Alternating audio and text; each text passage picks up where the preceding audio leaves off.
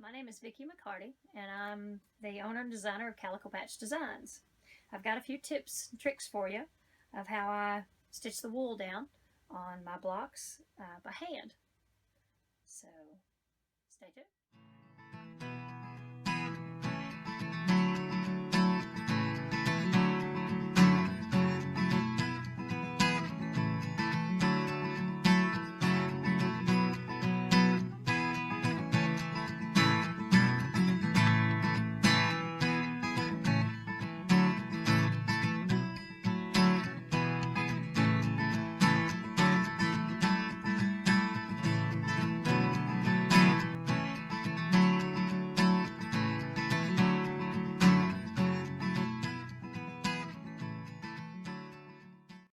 Okay, one of the first things I want to share with you is I always have a lanyard around my neck with my needle threader attached and my scissors.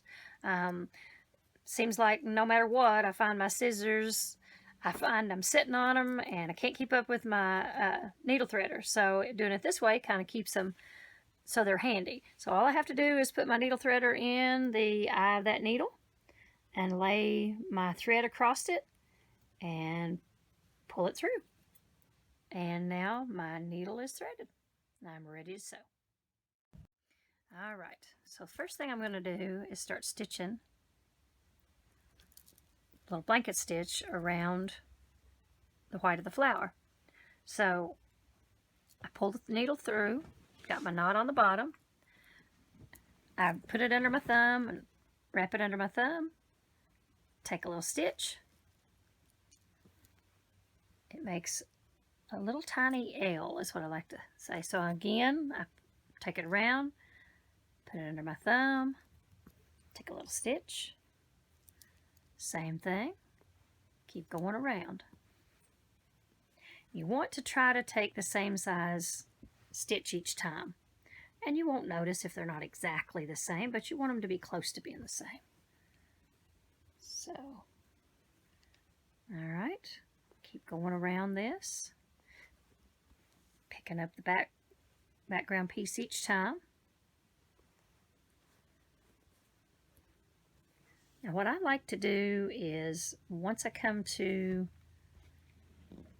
this part, I like to take a little stitch in the middle and pull it so that it kind of goes straight down. Kind of holds that down real tight, and then I'm going to go right back up the other side. So each time I'm bringing it around and putting my thumb on top of it.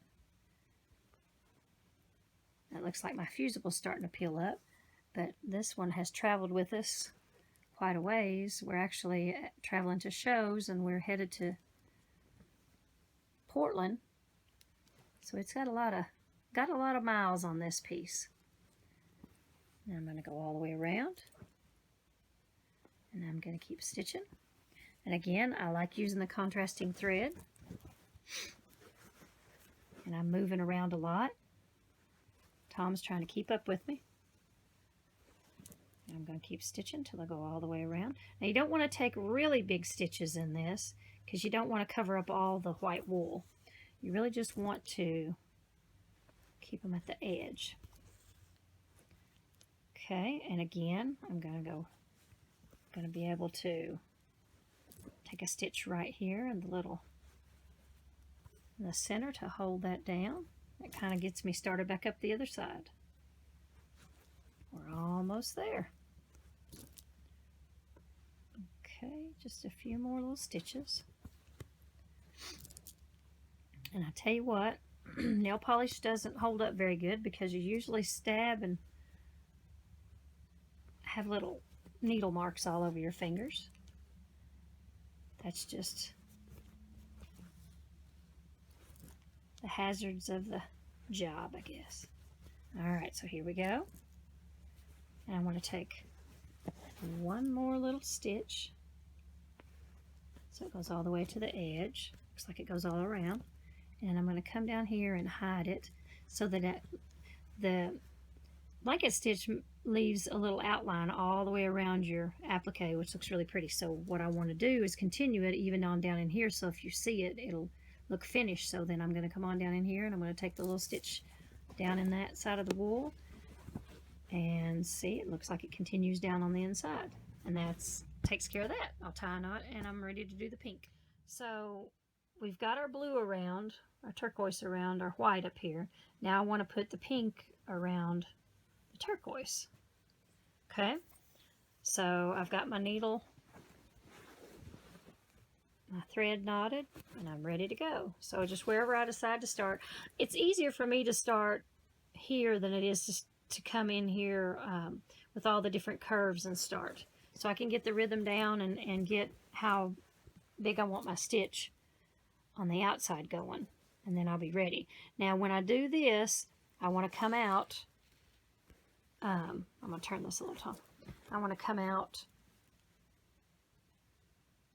down through the background. You can see I'm getting a little bite of the background there. See that? So that, okay.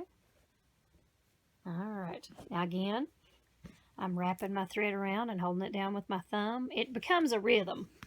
You just do it. You just throw it down under your, or make a little loop out of it and lay your thumb on top of it. And that's the little L, the little bite that you'll, the little loop that you'll leave, I guess you'd say. Okay. Now here, it looks great whenever I leave it laying flat, but notice my chain stitch for my stem stops right there. So what I'll do is, when I get ready to take the bite, I will make sure that I kind of tie into that, and that'll pull it in there. Okay? So now it's covered. You see that it's connected, and you don't see that little gap that was left there. It's kind of hiding a little boo-boo that I put in there. I do wear a thimble.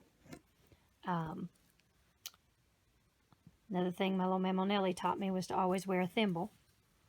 And I do like the little, they're made by Deal.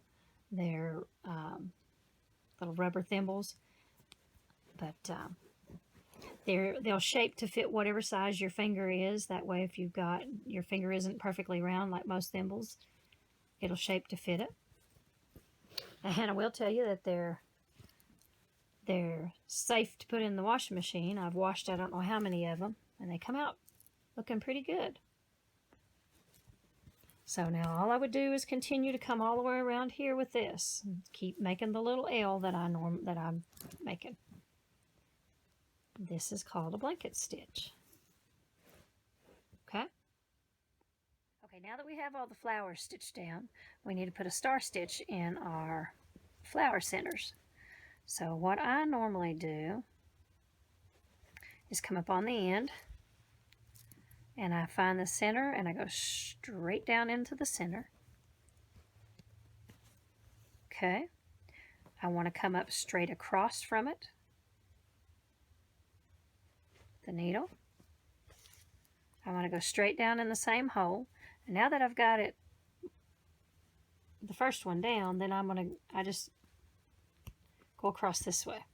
Come out, down, and back up in the same hole. Then I want to come down here. I'm going to spin it. Come down here. I'll go down in that hole and up through the same hole, or to the side. Okay. I need to go up this way.